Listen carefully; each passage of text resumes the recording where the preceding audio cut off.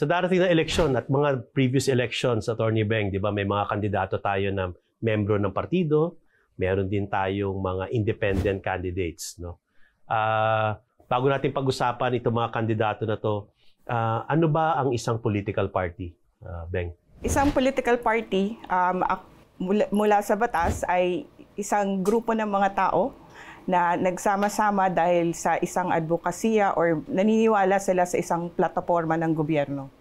Anong pinagkaiba ng political party, let's say, sa isang non-governmental organization or people's organization? Ang advocacy mainly ng political party is really to participate in the electoral exercise or in the elections.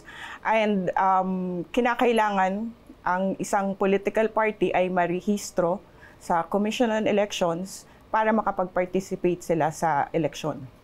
Pwede bang rehistrado ka lang sa COMELEC tapos hindi ka rehistrado, let's say, sa Securities and Exchange Commission? Or kailangan pareho? With the new corporation code, ang sinasabi ng COMELEC, hindi na kinakailangan na marehistro ang isang political party sa Securities and Exchange Commission. In order for a political party to have a personality, kinakailangan lang na marehistro siya or bigyan siya ng accreditation ng Commission on Election. Pero yung mga parties, pwede ba sila at this point magbuo ng isang coalition or bigger entity? Hindi na rin dahil tapos na rin yung deadline. Kung magkakaroon ng coalition or minsan yung tinatawag nating alliances, hindi siya official. Mga karapatan ng political parties meron ba? Meron po.